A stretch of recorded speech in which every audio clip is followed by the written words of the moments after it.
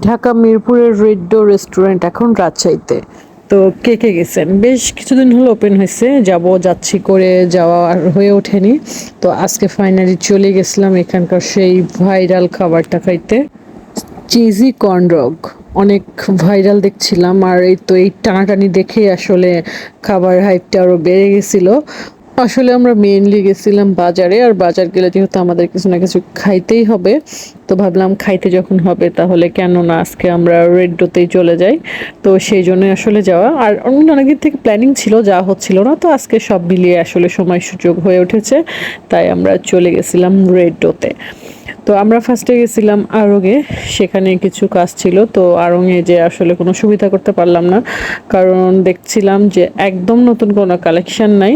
মানে মোটামুটি রোজার ঈদের যে কালেকশনগুলো সেইগুলোই পরে আছে, একদমই ভালো লাগছিল না। তো সেখান থেকে বের হয়ে আমরা এবার চলে যাচ্ছিলাম আমার প্রিয় আর্টস অফ প্রিয়াতিকে। আমার খুবই ভালো লাগে আর্টস অফ প্রিয়ার কালেকশনগুলো।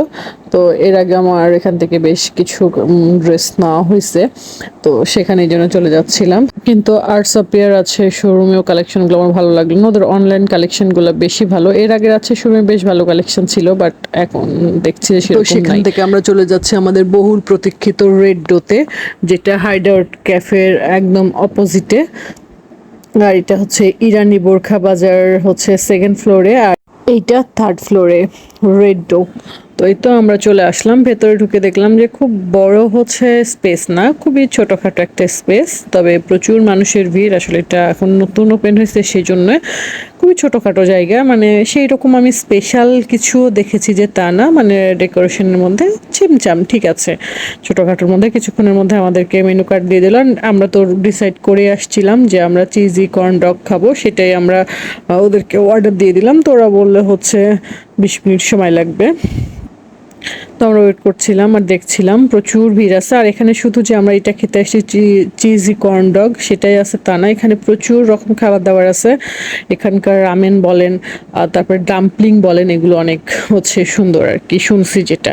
তো আমাদের কিছুক্ষণের মধ্যে চলে আসলো সেই বহুল প্রতীক্ষিত খাবার। দেখে তো খুবই মজা লাগছিল, মানে দেখেই মনে হচ্ছিল খুবই সুন্দর হবে খাইতে। তো আসলে আজকে একটা শিক্ষা হয়েছে, সেটা আপনাদেরকে পরে বলছি কি শিক্ষা। তো এই টানাটানি দেখে এটা খাইতে আসা। তো মানে এই হাসির কারণটা বুঝতে পারছেন, কি মনে করছেন? মানে এত টেস্ট লাগছে যে সে এরকম হাসছে। থামেন ভাই, একটু ওয়েট করেন, বলছি এর পেছনের কাহিনী, তাহলে শুনুন। ওইটা তো নিচ্ছে, খাও ছোটা টানো,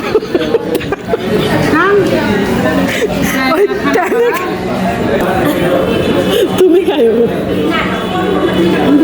তুই খাই বসে বসে।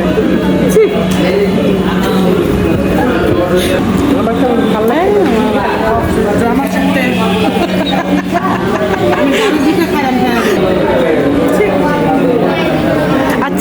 তো আমি এক কথায় একটাই রিভিউ দিব, আমি আর লাইফে আমি এত বাজা খাবার কোনোদিন খাইনি। তার মধ্যে এমন মানকে চিপায় পড়ছিলাম যে আমরা পে ফার্স্ট আর আগেই অর্ডার করে ফেলছিলাম আর অনেকগুলো পার্সেল, যেগুলো বাসায় নিয়ে এসে বাচ্চা কাচ্চাও খায় না। মানে এমন একটা বাজে অবস্থা। আর আপনাদেরকে একটাই কথা বলবো, এখানে আসলে এই খাবারটা নিয়েন না, অন্য কিছু ট্রাই করুন। আর আপনাদেরকে ইনফরমেশন দিয়ে তো টাকা বাঁচাই দিলাম, সেই জন্য কিন্তু অবশ্যই আমার পেজ ঘরে অ্যান্ড বাইরেতে একটা ফলো দিয়ে দিবেন, আর লাইক কমেন্ট শেয়ার করতে ভুলবেন না। দেখা হবে ইনশাআল্লাহ নেক্সট ভিডিওতে। আল্লাহ হাফেজ।